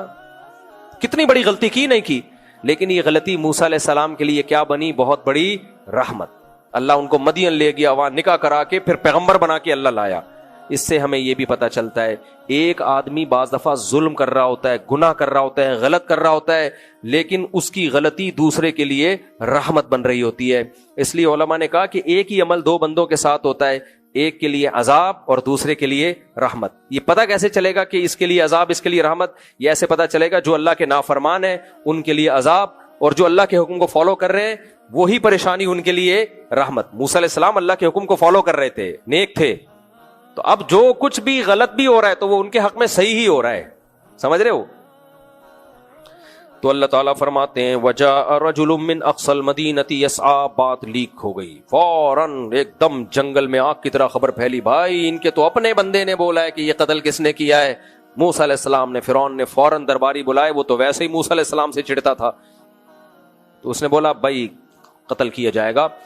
فرعون ہی کے دربار میں کوئی تھا جو موسیٰ علیہ السلام سے اس کو محبت تھی, کیونکہ جب موسیٰ علیہ السلام اتنے عرصے رہے ہیں, ان کے اخلاق, ان کا کردار, ان کی نمازیں, ان کی تہجد دیکھی ہوگی نا اس نے, تو وہ بھاگتا ہوا آیا اور کہنے لگا یا موسیٰ ان الملأ یأتمرون بک, اے موسیٰ بادشاہ کے ہاں تیرے بارے میں مشورہ ہو رہا ہے کہ تجھے قتل کر دیں, فخرج, تو مصر چھوڑ کے نکل جا. اس سے یہ بھی پتہ چلتا ہے بھائی ہمیں جب کسی کے بارے میں پتہ چلے نا کہ اس کو نقصان کا خطرہ ہے تو اس تک خبر پہنچانے میں دیر نہیں کرنی چاہیے. قرآن کے الفاظ ہے بھاگتا ہوا دوڑتا ہوا آیا. ہم سستی میں بہت سارے کام برباد کر دیتے ہیں, پڑے رہتے ہیں کہ کل بتائیں گے, پرسوں بتائیں گے. جو کوئی بھی کسی کو بچانے کی, کوئی ایکسیڈنٹ ہو گیا فوراً ہاسپٹل لے کے جانا ہے, بلڈ چڑھانا ہے بھائی فوراً خون کا, کل انتظار. سست آدمی دنیا میں کسی کام کا نہیں ہوتا. تو قرآن کے الفاظ ہے دوڑتا ہوا آیا, جلدی جلدی, بھائی میں جلد سے جلد موسیٰ تک یہ خبر پہنچاؤں. فخرج منها خائفا يترقب, حضرت موسیٰ نکلے مصر سے اور وہ بھی خوف کی حالت میں, دیکھتے ہوئے کوئی میرا تعاقب تو نہیں کر رہا. قال ربی نجنی من القوم الظالمین, اللہ سے دعا بھی مانگی اللہ ان ظالموں سے نجات دے. اب راستہ ہی نہیں پتا کہاں جانا ہے, مدین کی طرف رخ کیا, وہاں اطلاع ہوگی کہ وہاں کوئی اچھی حکومت ہے. مدین جانے لگے, عسى ربی ان یهدینی سواء السبیل, کہنے لگے مجھے اللہ سے امید ہے وہ مجھے سیدھا راستہ دکھا دے گا, میرے پاس اس کے علاوہ اور کوئی آپشن نہیں ہے. تو مدین گئے, وہ بھی غیر مسلم ریاست تھی. تو اس سے بھی پتہ چلتا ہے بھائی کسی غیر مسلم ریاست میں پناہ کے لیے جانا بھی کوئی حرج بولو نا نہیں ہے. اگر آپ جس جہاں رہتے ہیں وہاں غیر محفوظ ہیں تو آپ کسی اور ملک چلے جائیں, یہ توکل کے خلاف نہیں ہے. اس پہ لوگ کہتے ہیں بھاگ گیا, دیکھا بھاگ گیا. ہاں جو بڑی بڑی پھینک رہا ہوں نا لمبی لمبی, پھر بھاگے تو پکڑنا چاہیے اس کو. نارملی تو بھاگنا ہی فرض ہے, جب جان کو خطرہ ہو تو کیا کرنا ہے. پتلی گلیاں کیوں بنائی جاتی ہیں, اس لیے تو بنائی جاتی ہیں کہ دوسری شادی کرو اور وہاں سے بھاگ جاؤ. ولما ورد ماء مدین, آج بس 5 منٹ کی میں بیان ختم کرتا ہوں. ولما ورد ماء مدین, مسافر جب بھی کسی ملک میں جاتا ہے سب سے پہلے کنواں اور نہر اور پانی تلاش کرتا ہے, پہلے ایسا ہی ہوتا تھا. تو حضرت موسیٰ علیہ السلام بھی پانی کی تلاش میں مدین کے کنویں کے پاس پہنچے. وجد علیہ امۃ من الناس یسقون, بہت سارے لوگوں کو دیکھا وہ ڈول سے پانی نکال نکال کے اپنے جانوروں کو پلا رہے ہیں, یہ خود پی رہے ہیں. ووجد من دونہم امرأتین تذودان, پبلک کے پیچھے 2 خواتین, جو لڑکیاں دیکھی آپ نے, جو اپنے جانوروں کو ہٹا رہی ہیں یا اپنے آپ کو ہٹا رہی ہیں. بظاہر ایسا لگتا ہے کہ وہ جانوروں کو ہٹا رہی تھی کہ ہم ان کو بعد میں پانی پلائیں گے. تو موسیٰ علیہ السلام کو ان پہ بڑا ترس آیا.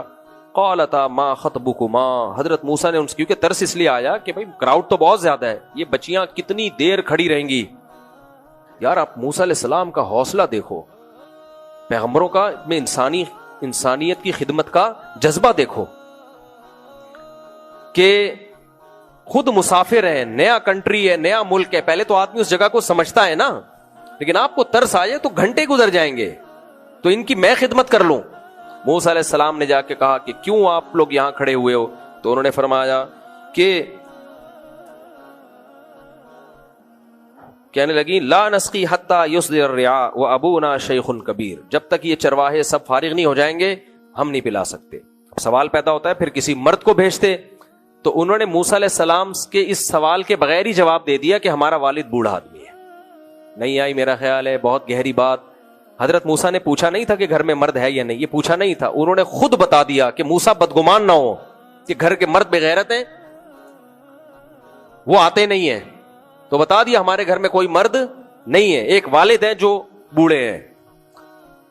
اس سے کس قدر واضح ترغیب ہے کہ عورت گھر کی 4 دیواری, گھر کے باہر کے کام کس کے ذمے ہیں؟ مرد. وہ بتا رہی ہیں بھائی مرد جو ہے نا, ہمارے صرف ایک بوڑھے والد ہیں, وہ بیچارے نہیں آ سکتے. اور اس سے بھی پتہ چلتا ہے کہ مجبوری میں عورت کا باہر کے کام کرنا جائز ہے. دونوں باتیں پتہ چل گئیں, بغیر مجبوری کے اچھا کام نہیں ہے, مجبوری میں بالکل جائز ہے. دونوں چیزیں ثابت ہو گئی اس سے. ہمارا سیکولر لبرل طبقہ کہتا ہے کہ بغیر مجبوری کے بھی فرض ہے, اور مجبوری میں بھی فرض ہے. وہ جائز بھی نہیں کہتا, فرض نکلو گھر سے باہر, گھر کی چار دیواری میں مت بیٹھو, یہ مردوں نے تمہیں گھروں میں رکھا ہوا ہے, نکلو باہر کی دنیا بہت بڑی ہے, جاؤ دفع ہو گھروں سے. تو مرد بھی گھر سے باہر, عورت بھی گھر سے باہر, وہ گھر ہے یا ہوٹل ہے, وہ رات کو دونوں کی ملاقات ہوگی کہ اس سلسلے میں ہم دونوں حاضر ہوئے ہیں, ٹھیک ہے نا. تو گھر تو گھر ہوتا ہے کہ گھر میں گھر والی تو ہو نا, صحیح ہے نا. اچھا میرے بھائی آگے چلتے ہیں, جلدی بس 2-4 منٹ میں اس کو میں پھر باقی جو واقعہ رہ جائے گا کل کروں گا. تو فسقا لہما, موسیٰ علیہ السلام نے ان دونوں کو پانی پلایا. ثم تولی الی الظل, وہ دونوں گھر چلی گئیں. اب موسیٰ علیہ السلام کے دل میں ایک خیال آیا. موسیٰ علیہ السلام نے اس نیت سے نہیں پلایا تھا, ان کی خدمت صرف کس کے لیے کی, اللہ کے لیے. لیکن ایک مسافر کو ٹھکانا تو چاہیے ہوتا ہے نا, کچھ روٹی پانی کا انتظام ہو, کوئی ملازمت ہو. حضرت موسیٰ کے دل میں خیال آیا کہ میں نے جب ان کی خدمت کی ہے, اور یہ ہیں بھی غیرت مند لوگ, کیونکہ ان کے والد نے مجبوری میں بھیجا ان کو, اس کا مطلب ان کے گھر کے مرد گھر کے باہر نہیں ہوتے, تو خاندانی لوگ لگ رہے ہیں. تو خاندانی لوگوں کی جب کوئی خدمت کی جائے تو روٹی پانی کا پوچھتے ہیں وہ. یہ دل میں خیال آیا موسیٰ علیہ السلام کہ شاید کوئی میرے لیے بھی روٹی پانی کا انتظام ہو جائے. یہ خیال آنا بری بات نہیں ہے, تو انسان ہے نا, مسافر ہے بھائی.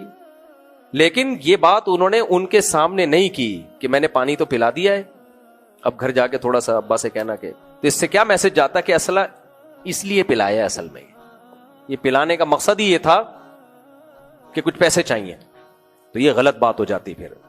تو کیسا استغنا پیغمبروں کی طبیعت میں, اور جن کی طبیعت میں استغنا ہوتا ہے ان کے لیے پھر روٹی پانی کا انتظام نہیں ہوتا, ملازمت بھی مل گئی, شادی کا انتظام بھی ہو گیا. اس لیے کہتے ہیں لالچ سے تھوڑا آتا ہے ذلت کے ساتھ, استغنا کے ساتھ زیادہ آتا ہے عزت کے ساتھ. مانگو نہیں کسی سے کچھ بھی. تو وہ چلی گئی وہ. تو موسیٰ علیہ السلام کے دل میں خیال آیا کہ شاید کچھ انتظام ہو جائے, تو ان سے نہیں کہا, لیکن اللہ سے ہمیں اپنی حاجت کو ظاہر کرنا چاہیے. قرآن کہتا ہے چھاؤں میں آئے, درخت کے نیچے چھاؤں میں آ کے اللہ سے دعا مانگنے لگے. ربی انی لما انزلت الی من خیر فقیر, اے اللہ اگر تو نے میرے لیے کچھ خیر کا ارادہ کر لیا ہے تو میں اس کا محتاج ہوں, کر لے. ٹھیک ہے, یعنی ایسا لگ رہا ہے کہ میں نے خدمت کی ہے تو اب میرے لیے کچھ انتظام ہونے والا ہے. تو اگر اللہ ایسا ہے تو پھر قبول ہے مجھے, کیونکہ ہم نے اللہ کے سامنے استغنا بولو نہیں دکھانا. تو اللہ سے مانگا کہ اللہ اگر ان کے دل میں کچھ خیال آ جائے, ابا بلا لیں, کچھ انتظام ہو جائے ہمارے لیے کھانے کا, کوئی روزگار کا, قبول ہے مجھے. ٹھیک ہے نا. تو آج ہمارے یہاں لوگ بہت فنٹر بن رہے ہوتے ہیں, نہیں ہم تو اللہ پہ توکل کریں گے. بھائی اللہ پہ توکل یہ اعتدال ہے, اس کو توکل کہتے ہیں جو موسیٰ علیہ السلام نے سکھایا. تو جب موسیٰ علیہ السلام نے دعا مانگی, دعا قبول. قرآن کہتا ہے فجاءتہ احداہما تمشی علی استحیاء, ان دونوں میں سے ایک حیا کے ساتھ چلتی ہوئی آئی. قرآن اس کی حیا کو بھی ہائی لائٹ کر رہا ہے, حالانکہ اس واقعے میں حیا کو ہائی لائٹ کرنے کی کوئی ضرورت ہے نہیں, لیکن بتا رہا ہے کہ خاندانی لوگ, ان کی عورتیں کیسی ہوتی ہیں. آج بولڈ ہونا اور بالکل بدتمیز ہونا, اس کو بڑا کمال سمجھا جاتا ہے کہ یہ سوسائٹی میں بہت اچھا کردار ادا کر سکتی ہے, کیونکہ ایک نمبر کی بدتمیز ہے. تو یہ شرمیلی ہے, کسی کام کی نہیں. وہ ایک آدمی نے, یوٹیوبر نے بیوی کو طلاق دی نا کہ وہ حیا والی ہے, شرم والی ہے. وہ ایک مشہور یوٹیوبر جس کے خلاف میں نے کلپ ریکارڈ کروایا کہ میری بیوی بہت ہی شرمیلی اور مجھے ایسی نہیں چاہیے, مجھے کوئی ایکٹر ٹائپ کی چاہیے, اور چھوڑ دیا. اور پھر اس کے خلاف آ کے بیان بھی دے رہا ہے. تو اس کو ملے گی اب انشاءاللہ کوئی ماڈرن ملے گی جو اس کو طبیعت سے بجائے گی انشاءاللہ. صلو علی الحبیب. جو خوبی تھی بیوی کی اس کو خامی کے طور پہ بیان کر رہے ہیں. خیر, تو اللہ تعالیٰ قرآن میں کہتے ہیں فجاءتہ احداہما, وہ پی کے آئے گی جب اس کو ملے گی نا, اب اتنی ماڈرن ہوگی, 2 بوتلیں چڑھا کے آئے گی. اب وہ پھر دیکھ تیرا کیا ہوگا کالیا, تیرا ہوتا کیا. فجاءتہ, ہاں کہنے لگی ان ابی یدعوکا, واقعی خاندانی تھی, کہ میرے ابا آپ کو بلا رہے ہیں, لیجزیک اجر ما سقیت لنا, آپ نے ہماری خدمت کی ہے, میرے ابا اس کی اجرت دینا چاہتے ہیں. دیکھو دونوں طرف خاندانی سیٹ اپ چل رہا ہے کہ نہیں چل رہا. ایک طرف موسیٰ علیہ السلام کا جذبہ, خدمت بھی کر رہے ہیں, لالچ بھی نہیں کر رہے, لیکن اللہ سے امیدیں لگا رہے ہیں, دعائیں بھی مانگ رہے ہیں. اور ایک طرف یہ چلی جاتی, ابا کہتے چلو آج جلدی آ گئی, کیسے بیٹا کس نے خدمت کی؟ وہ ابا کوئی تھے آئے ہوئے تھے مسافر, انہوں نے خدمت کی. ابا کہتے چلو ہو گئی نا خدمت, ٹھیک ہے آرام سے بیٹھ. ابا بھی خاندانی, بھائی ہم فری کی خدمت نہیں لیتے, کوئی بغیر لالچ کے ہماری خدمت کرے تو ہم اس کا معاوضہ دیتے ہیں, یہ ہماری پرمپرا ہے. خاندانی لوگ کیا کرتے ہیں, کسی سے مانگتے نہیں, اور دوسری طرف اگر خاندانی ہوگا تو بغیر مانگے دے گا. وہ کیا کرے گا, وہ بغیر مانگے دے گا. وہ بولے گا آپ نہیں مانگتے, یہ آپ کی عزت ہے, ہم بغیر مانگے دیتے ہیں, یہ ہماری عزت ہے. فجاءت, ہاں اللہ فرماتے ہیں لیجزیک اجر ما سقیت لنا. اب موسیٰ علیہ السلام چلے گئے, اب یہ نہیں کہا نہیں مجھے پیسے نہیں چاہیے. بھائی اب اللہ کی طرف سے بغیر لالچ کے ایک چیز آ رہی ہے تو اب آپ اس کو قبول کریں. اللہ تعالیٰ مدد تو کرتا ہے مسافروں کی بھی, لیکن کوئی نہ کوئی اسباب تو بناتا ہے نا. یہ اب زیادہ ضرورت سے زیادہ استغلال, یہ تکبر ہو جاتا کہ نہیں مجھے کوئی مدد نہیں چاہیے, میں کوئی پیسے ویسے نہیں لوں گا, بس جاؤ میں نے تو آپ کی فی سبیل اللہ خدمت کی ہے. بھائی آپ کا بھی تو کوئی انتظام, آپ کیا کھاؤ گے پھر اگلے ٹائم پہ, کہاں ٹھہرو گے آپ؟ اس لیے موسیٰ علیہ السلام نے کہا چلو اللہ کی طرف سے انتظام ہو رہا ہے, چلتے ہیں. چلے گئے موسیٰ علیہ الصلوۃ والسلام. یہ کتنا بیلنس ہے یا نہیں؟ آج ہمارے سوسائٹی میں یہ بیلنس یا تو لالچی بن جاتے ہیں یا استغنا ایسا کہ تکبر فرعون بن جاتے ہیں. تو قال ان, ہاں فلما جاءه, موسیٰ علیہ السلام جب آئے, وقص علیہ القصص, اور اپنا پورا واقعہ سنایا. انہوں نے پوچھا کہ کہاں سے آئے ہو, کون ہو. خاندانی لوگ یہ بھی کرتے ہیں, کسی مسافر کو دیکھتے ہیں, اب تو سفر اتنا آسان ہو گیا نا, تو انہوں نے بتایا کہ ایسے ایسے ایسے میرے ساتھ واقعات ہوئے. تو انہوں نے فرمایا خوف مت کرو, نجوت من القوم الظالمین, اللہ نے تمہیں ظالموں سے نجات دے دی ہے. تو قال انی, قالت احداہما یا ابت استرجع. وقت ہو گیا کافی, یہ انشاءاللہ ہم کل پڑھیں گے, یا مکمل کر لیں 5 منٹ میں اس کو, مکمل کر لیں جلدی سے. قالت احداہما یا ابت استاجرہ, دونوں میں سے ایک کہنے لگی اے ابا اس کو آپ اجرت پہ ملازم رکھ لیں, کیونکہ گھر کے 20 کام ہوتے ہیں, گھر میں کوئی مرد ہے نہیں, ان کو آپ ملازم رکھ لیں. کیوں؟ ان خیر من استاجرت القوی الامین, جس کو بھی ملازمت کے لیے رکھا جائے ان میں 2 کوالٹی کا ہونا ضروری ہے, ایک طاقتور ہو, دوسرا امانت دار ہو. افریقہ میں تھا تو وہاں ہمارے ایک دوست نے بتایا کہ جتنا خطرہ ہمیں یہاں ماسیوں سے ہے نا اتنا چوروں سے نہیں. کہتے ہیں یہ جو ماسی ہے نا ہماری, گھر میں صفائی کے دوران اتنی چوریاں کرتی ہیں, کبھی ایسا نہیں ہوا کہ واپسی پہ کم سے کم 2 ٹماٹر جیب سے نہ نکلے ہوں ان کے, جو ہاتھ میں آئے گا نا گھر سے لے جائیں گے. تو میں نے کہا پھر ملازمت میں رکھی بھی کیوں ہے؟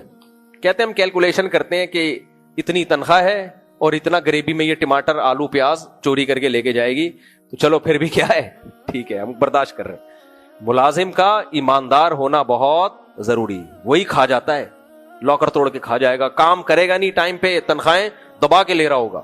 سیٹ صاحب آئیں گے تو ایسے بیٹھ جائے گا جیسے صبح سے یہی پسینے بہانا شروع کر دے گا, ویسے پڑا ہوا ہوگا دکان پہ. آپ دیکھ لو نا, ملازمین کو پالنا آسان تھوڑی ہے. تو اگر امانت دار نیک ملازم مل جائے تو اس سے بڑی کوئی نعمت نہیں ہے, اور صرف نیک ہونا بھی کافی نہیں ہے, صحت مند بھی تو ہو. ایسا ملازم آپ نے رکھ لیا کہ اس کے علاج پہ ہی اتنا خرچہ آ رہا ہے, کبھی اس کی کمر میں درد ہے, کبھی گھٹنا خراب ہے, کبھی سر میں درد ہے, کبھی ناک میں درد ہے, کبھی کچھ ہے کبھی کچھ ہے. آدمی کہتا ہے بھائی جان چھوڑے یار. تو ان بچیوں میں سے ایک نے کیا کہا کہ ابا آپ ان کو ملازمت کے طور پر رکھ لیں, کیونکہ یہ طاقتور بھی ہیں اور امانت دار. اب سوال پیدا ہوتا ہے ان بچیوں کو پتا کیسے چل گیا موسیٰ علیہ السلام نیک بھی ہیں اور طاقتور بھی؟ طاقت کا پتا ایسے چلا, حضرت موسیٰ نے جو ڈول نکالا ہے نا ایسی طاقت اور پاور کے ساتھ, وہ جو باقی لوگ نکالتے تھے نا, علماء کہتے ہیں وہ چی چی کی آوازیں آتی تھی, ای کھینچ رہے ہوتے تھے, بڑے بڑے ڈول تھے. موسیٰ علیہ السلام گئے, ایسے ڈول نکالا انہوں نے اور لا کے ان کو پانی پلا دی. تو وہ تو دیکھ نہیں تھی نا اپنی آنکھوں سے, کہ بھائی یہ تو بہت طاقتور ہیں.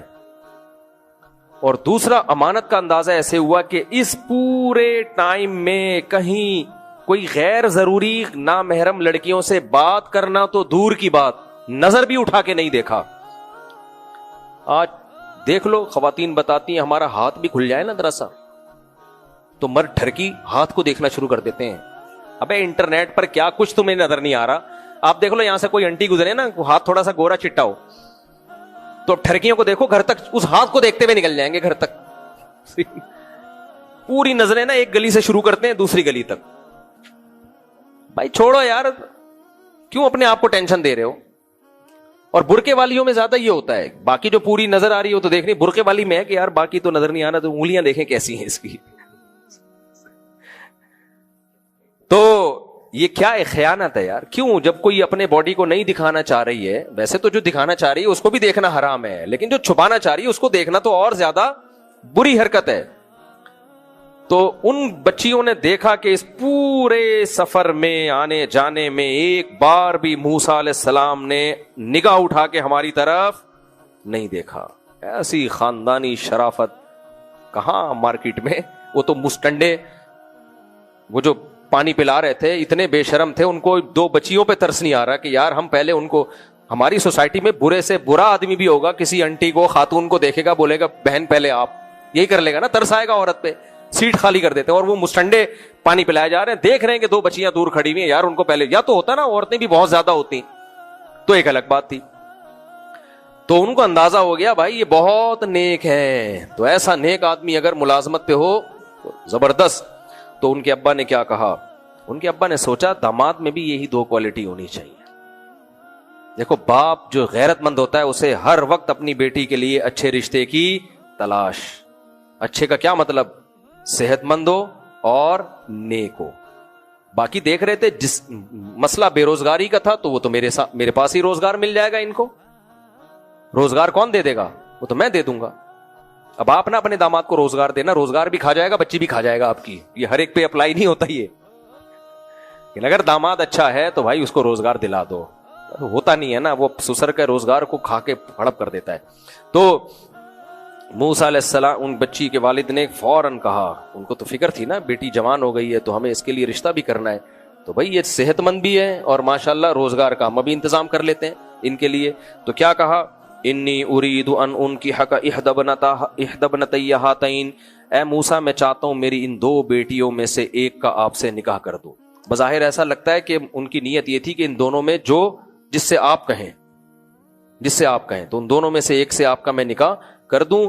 الا ان تأجرنی 8 حجج, بشرط کہ آپ 10 سال میرے پاس بکریاں چرائیں, 8 سال میرے پاس بکریاں چرائیں. پہلے زمانے میں مہر یہ جائز تھا, یہ مہر جائز تھا. اب ہماری شریعت میں اللہ نے مال کو مہر قرار دیا, مال, اب پیسہ ہونا ضروری ہے. تو اور وہ بیوی ہی کا حق ہے, اللہ نے اس شریعت میں بیوی کا حق ہے کہ وہ مہر بیوی کو دیا جائے گا. تو آپ 10 سال بکریاں چرائیں, 8 سال. فَإِنْ أَتْمَمْتَ عَشْرًا, اگر 10 پورے کر دیے تو یہ آپ کی طرف سے. موسیٰ علیہ السلام نے, کوئی نہیں آتا کہ استخارے کا, پہلے میں جاتا ہوں, میں 4 مہینے استخارہ نکالوں گا اور پھر میں دیکھوں گا اگر نیلا آ رہا ہے تو کر لوں گا, پیلا آ رہا ہے تو نہیں کروں, ذائچہ نکالوں گا, دیکھوں گا پتھر ملتا ہے کہ نہیں ملتا. یہ سب جہالت کی باتیں. استخارہ جو سنت ہے وہ الگ چیز ہے, اس کا میں منکر ہو ہی نہیں سکتا. یہ جو آج کل استخاروں کے نام پہ ڈرامے ہو رہے ہیں, یہ وہ والا استخارہ نہیں ہے جو نبی نے سکھایا. تو موسیٰ علیہ السلام نے فوراً پیشکش قبول کر لی. ذالک بینی, کیسے سادگی سے کام ہو جاتے ہیں نا. ذالک بینی و بینک, یہ میرے اور آپ کے درمیان ایگریمنٹ. ہمارے حضرت نے بھی اپنی بیٹی کی شادی ایسے ہی کی. ایک نوجوان آتے تھے حضرت کی مجلس میں, بڑے نیک تھے, بھائی سلیم, اب تو حضرت کے داماد ہیں, بوڑھے ہو گئے, سفید داڑھی ہو گئی. تو وہ اپنا واقعہ بتاتے ہیں, کہتے ہیں میں نے اتنے رشتے تلاش کیے, حضرت بھی میرے لیے رشتے تلاش کر رہے تھے, تو کوئی دیندار لڑکی نہیں ملتی تھی. تو ایک دن حضرت کو میں نے بولا بھائی وہ بھی دیندار نہیں, وہ بھی دیندار نہیں, میں بہت پریشان ہوں. حضرت ان کو جانتے تھے پہلے سے.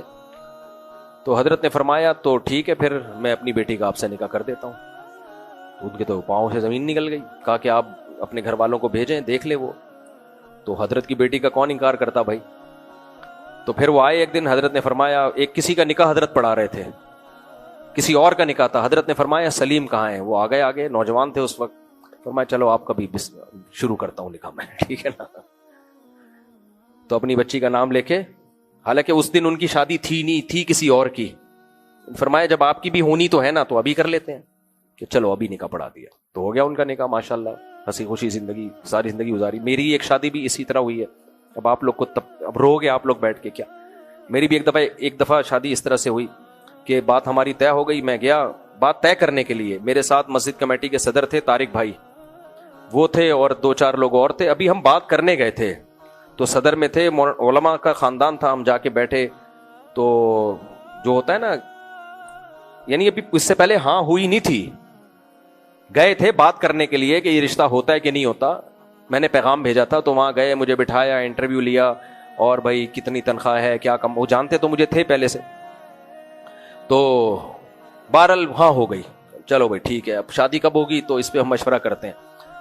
تو وہاں ایک انہی کے خاندان کے کوئی مولانا بیٹھے ہوئے تھے, انہوں نے کہا مشورہ کیا کرنا ہے یار, پسند ہے نا, بس کرنی ہے نا, یہ تو طے ہو گیا نا, بندہ ٹھیک ہے, ہاں جی بندہ ٹھیک ہے.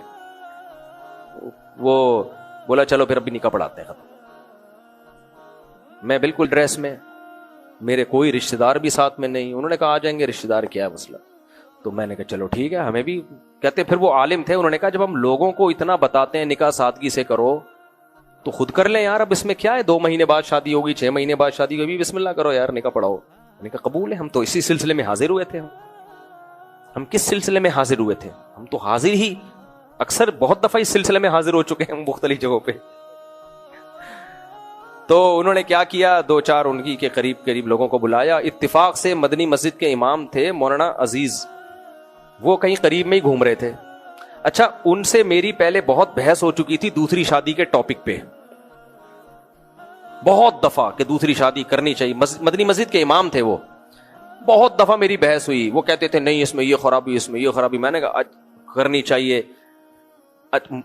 جہاں میری شادی ہوئی وہ میری زوجہ انہی کی بھتیجی لگتی تھی, سمجھ رہے ہیں, ان کو نہیں پتا تھا, ان کو تو یہ تھا کہ ان سے میرا مناظرہ چل رہا ہے. تو خیر جو میرے کیا کہتے ہیں وہ زوجہ کے بھائی کو, برادر نسبتی, انہوں نے ان کو فون کیا کہ بھائی وہ آ جائیں, آپ قریب میں ہی ہیں تو آ جائیں, ایک نکاح ہے. چلو میں آ جاتا ہوں. کس کا نکاح ہے, آپ آ جائیں. جیسے ہی آئے مجھے دیکھا, ابے تو یہاں پہنچ گیا, ہماری بھتیجی سے شادی کر رہے ہیں یار. یعنی وہ اتنا حیران ہوئے کہ ابھی 1 مہینہ پہلے بحث ہو رہی تھی, میری 2 تو ہو چکی تھی نا, تیسری ہونی چاہیے کہ نہیں ہونی چاہیے, ہونی چاہیے کہ نہیں ہونی چاہیے, اور تو ہمارے خاندان میں کر بھی رہی تھی. پھر خیر ایک کہکا لگایا گیا یار بڑا بہت تیز آدمی ہے بھائی تو. پھر نکاح انہوں نے ہی پڑھایا, انہوں نے نکاح پڑھایا. تو وہیں بیٹھے ہم باہر آئے, سب رشتہ داروں کا میں نے بتایا, ہو گئی. خیر ہاں, پھر میں نے اتنا کیا, میں نے کہا اتنا بھی دیسی پن ٹھیک نہیں ہے. بولٹن مارکیٹ قریب تھا, میں نے کہا یار طارق بھائی میری جیب میں تو بھی پیسے ہیں نہیں, 2 ڈبے مٹھائی کے اللہ کے نام پہ منگوا دو, کم از کم نکاح کے بعد ان کو مٹھائی تو کھلائے نا. وہ میں نے کہا بعد میں دے دوں گا میں آپ کو. تو انہوں نے 2 ڈبے منگوائے, مجھے یاد نہیں اب تک میں نے دیے کہ نہیں دیے, امید ہے دے دیے ہوں گے, میں ایسے کسی کے پیسے کھاتا نہیں ہوں, یہ ہو سکتا ہے دیے, انہوں نے کہا نہیں ہے میری طرف سے, ابھی مجھے یاد نہیں ہے. اس کا بھی 50% امکان ہے یہ ڈبے بھی نہیں کے کھاتے ہیں. تو آسان بناؤ نکاح کو, کیا کرو, ہمیں لڑکی والے آ رہے ہیں تو لڑکے والے جا رہے ہیں تو ڈرامے آ رہے ہیں, تمہاری دیکھو حشر کیا ہوتا ہے تم لوگوں کا. خیر تو موسیٰ علیہ السلام نے ان سے کہا کہ قبول ہے.